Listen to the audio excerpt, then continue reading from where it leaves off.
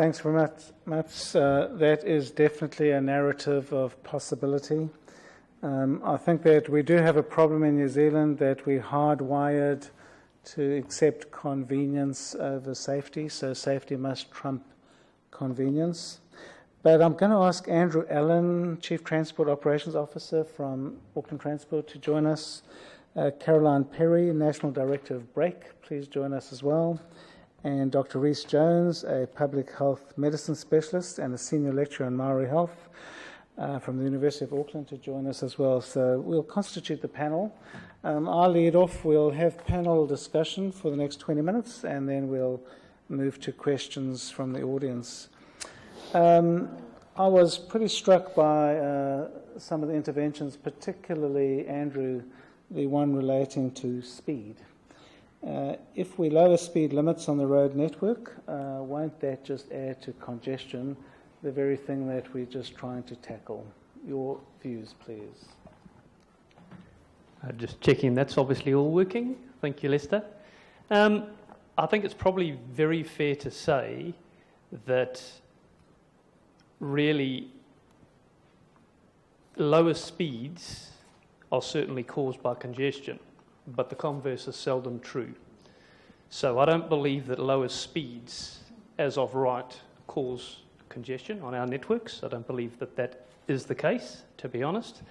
In fact, there are some examples where, and I'll illustrate one of those. We have now, for the last 4 or 5 years, been rolling out a 40k speed zone around schools. That's a great initiative that's delivered us a 37% reduction in accidents involving children walking or cycling to and from schools, and really has had little or no impact on congestion whatsoever. I think congestion, to be honest, is caused by a number of factors. The capacity of the network to take the vehicles, the type of intersection treatments that you have on your network. So those factors, I believe, are the ones that contribute primarily to our congestion. Speed is seldom a factor that we consider in terms of creating or generating more congestion. I think perhaps we'll leave it at that. Matts did allude to the real elephant in the room when it comes to congestion, and that is car dependency. So this is a very car-dependent culture. It is like a narcotic. We are addicted. We're going to talk now a little bit, I think, with Rhys and Caroline, if we may. Vision Zero isn't just about changing road design. So can you talk a little bit about the challenges of changing people's attitudes to road safety? I'll just check this is working too. Great. It is. So from our point of view, yes, we know that changing people's attitudes and behaviours towards road safety is a really big challenge. And there's a lot of research that's been done from transport psychologists around that particular topic, which says that there are so many factors which affect our attitudes and behaviours to things, from peer pressure, the way we were brought up, our socioeconomic factors, health and well-being at any particular moment in time, which can affect our attitude to something or our behaviour at that particular time. That there are a lot of factors which affect the way we behave, and therefore it is a real challenge to change people's attitudes. But that's not to say that we shouldn't still be trying to raise awareness of what the road safety issues are, what the causes are behind them, and what changes we need to make individually and collectively in relation to road safety to save lives on roads, because we all have a responsibility and we can't be complacent. Thank you. Rhys. Kia ora, thanks, Lester. I would say, and this was actually brought into quite sharp focus for me personally the other day, the importance of not just focusing on road design, but also the need to kind of transform attitudes and at a broader level sort of culture around this, because I was biking along a physically separated cycle lane not far from here, and a person driving a vehicle turned directly across my path, even though I thought I was clearly visible. Clearly not. And so even though the road design was great, something about the culture, something about perhaps not expecting to see cyclists around there because there are relatively few, not looking out for people other than in vehicles, so those sorts of things are incredibly important. And I think coming at it from a public health perspective, as I do, I think about things like, we've had a long experience in public health with trying to change people's behaviours around certain, types of health behaviours, like smoking, for example. And we've worked out eventually that hammering people with messages to stop smoking and trying to educate people around this is really not working. And what we need to do is change environments. And so once we get smoke-free environments, once we get higher taxes on cigarettes, we get restrictions on advertising and sales of tobacco, then we start seeing the improvements. And I think there's huge parallels with the transport environment that we need to focus on, not just the physical environment, but also the sort of social cues, the social norms that people have, and so we can get that change in culture, even though that's sounds easy rolling off the tongue, but is a long-term sort of process. But we won't get it unless we make a good start and be intentional. But that's a good segue. Thank you, Rhys, for my next question, which is for Matts. What is the role of good urban design in helping to deliver Vision Zero?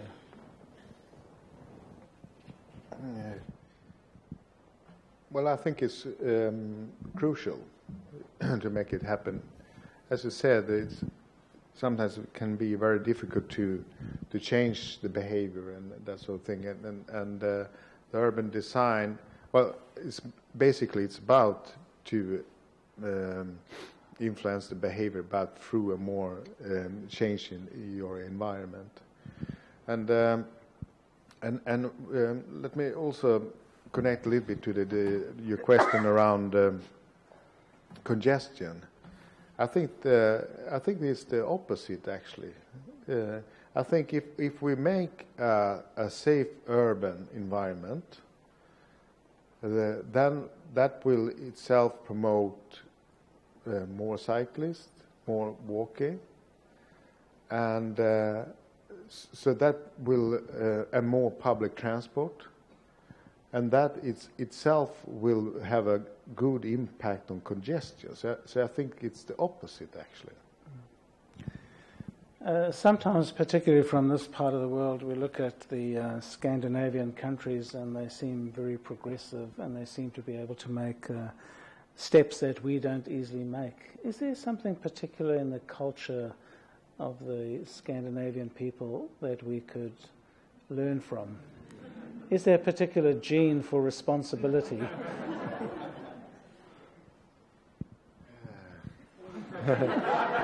No, usually I got that question now, and I think we are very innovative in Scandinavia. We would like to do things in a different way, and we have a small country, but that's the same in New Zealand.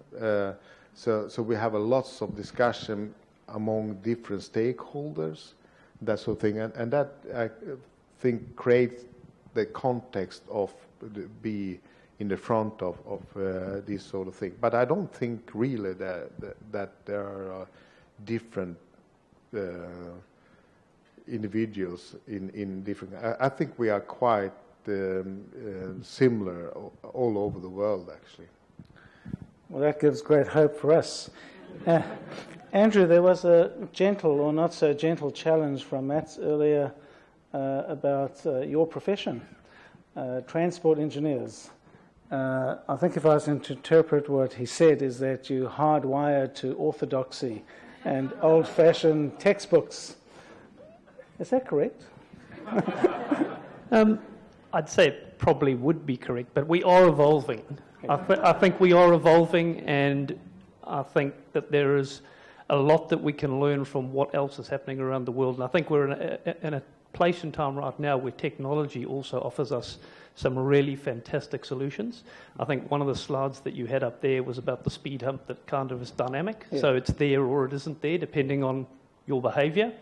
You know, that sort of stuff 5 years ago just wasn't even thought of. So I think as engineers, we've got to be adaptive and we've got to be innovative and we've got to embrace some of those solutions that are offered to us by technology and the innovations. And if we were to make a significant shift in our paradigm about road safety, we probably need to spend more on road safety.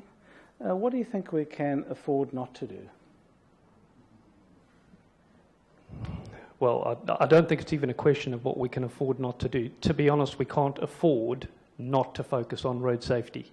You know, that's my view on it. Certainly, I think the mayor... And that's good, and we accept that, but where the rubber hits the road, and where the budgets are allocated and competed over, seriously, what is it that we could afford not to do?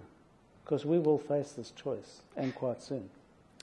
Well, I suppose there's probably two dimensions to that in terms of answering that question. I think the one that we need to just talk about quickly first is the fact that when we look at the statistics, and the Mayor alluded to them last year, 656 death and serious injury accidents on our network, that's unacceptable.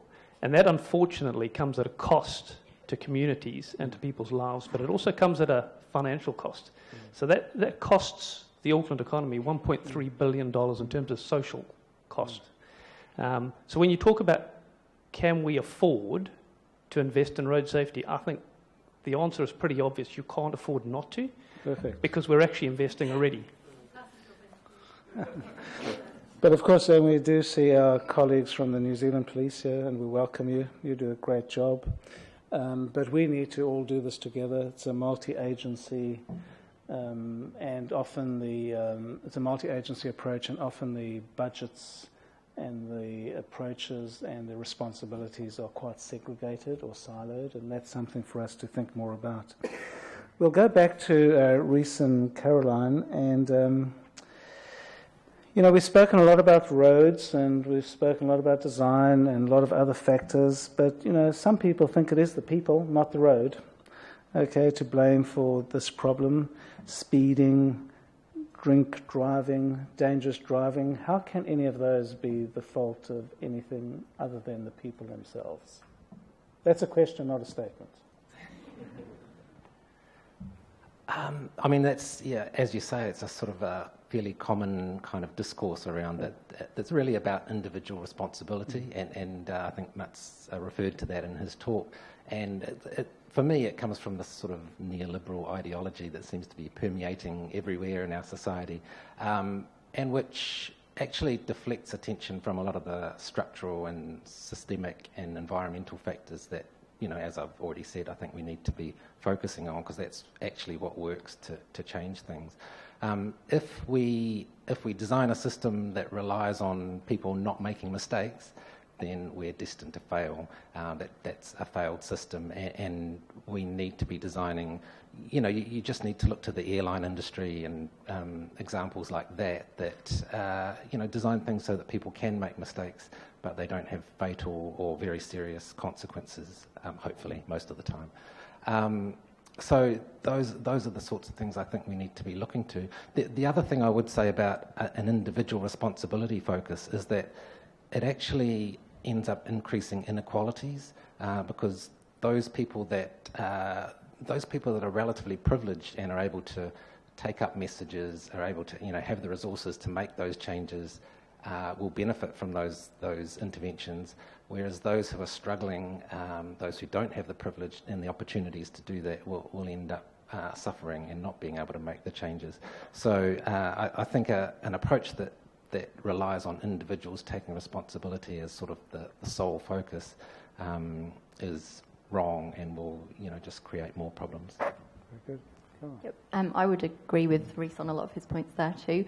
And to add to that, I think As Matt said in his presentation, the difference with Vision Zero is that shared responsibility, and the fact that when something does happen, whilst it may have been caused by the road user, is actually going back and looking at, is there something within the design and the system that we could change and improve to mitigate something like that happening in future, prevent it from happening in future. We work with families who've been bereaved in road crashes, and we see the devastating consequences of those crashes for families. So it's about, what can we do to prevent these things happening in future? And we know in terms of individual responsibility that isn't everything when it comes down to the system and the transport design that we have. But having said that, we all as road users and as people make conscious decisions, so we still all have a responsibility when we're using roads to do everything we can to keep ourselves and others safe, because we're constantly making decisions and choices. So choosing, if you get behind the wheel after having drunk alcohol, or you use your mobile phone at the wheel, that is a conscious decision. That's not making a mistake. That's a decision you've taken. Thank you. Matts, I mean, you spoke a lot about what I would interpret as soft levers and subtle and kind of finessed approach to road safety and Vision Zero. But you did talk about cameras, but you never spoke about enforcement. So where does enforcement fit into Vision Zero? Because you obviously don't have the cameras up there for no purpose. Yeah. Well, enforcement is extremely important, especially in the short run, because we don't have a safe system. So we still have a system that we are very dependent on, that people doing the right thing all the time. So police is important from that perspective. But what we try to do in the more long run, we try to creating something a little bit more sustainable. And of course, we always, I think, need the police, but we try to, I had one example when it comes to drink and driving, for example, that we can really solve this problem with technology, but the same thing when it comes to speed, you know. But we will not start with us as individuals. We don't start with us. In Sweden, we call a typical Swedish person for Svensson. That's a very common name. And we will not start with Svensson. We will start with organizations. We will start with those who are professional using this system. So, for example, now municipalities, they are responsible for school transport in Sweden. And 90% of all school transport buses in Sweden, they have installed alcolocks. Because the municipalities now, they procure this kind of thing. So if the transport companies would like to make business with the municipality, they have to install this kind of technology. And of course, we don't have a lot of drunk bus drivers that driving around with our kids. But this is not, the focus is really to start to implement things. So this is the first step. And they will probably pay a little bit more for this kind of technology, but when we see these things spreading, then the price for this technology will go down. So I think that the organizations within a society has a great it's extremely important to make this happen. So in the Swedish Transport Administration, for example, we have a travel policy. So if you are the manager and you have a car on duty, that car will have alcolock, it will have intelligent speed adaptation system and so on. So we recognize that we have problem with behaviors and that sort of thing. But we would like, in the long run, to solve it with technology. But before we have achieved all these things, we still are very dependent on enforcement, of course. So we're really down to the last couple of minutes. I'm going to ask each panelist just to We'll start with Reese. If you had a magic wand and it came to road safety, for each of you, what are the first two things, very briefly, that you would wish for with your magic wand for road safety? Wow, that's a tricky one. Well, I mean, can I say Vision Zero? Is that Something very brief, perfect. What else?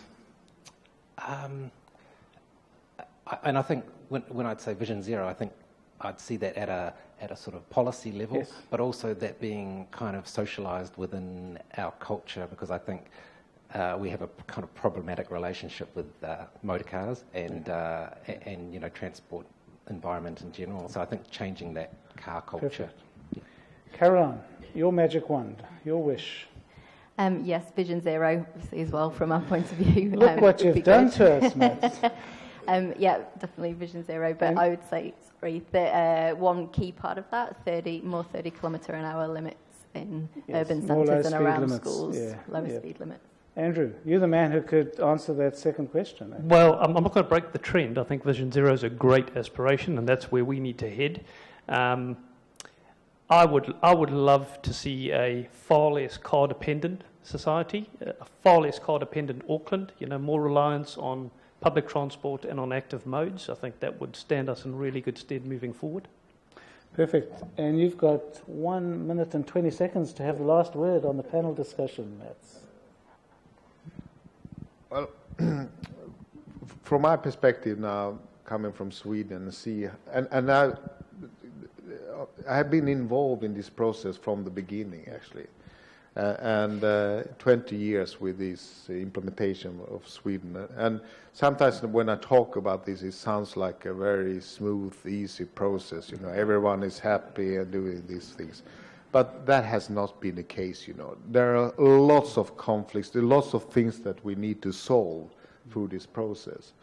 The good things now is that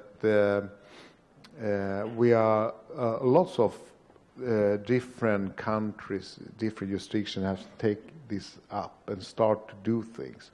So we have lots of learn from each other, I would say. So this is an excellent topic area for international collaboration, and because we are doing things that is very new now, and we should not reinvent the wheel on all these places now. We really need to collaborate. So I think I stop with that. Thank you. Thank you very much. Thank you.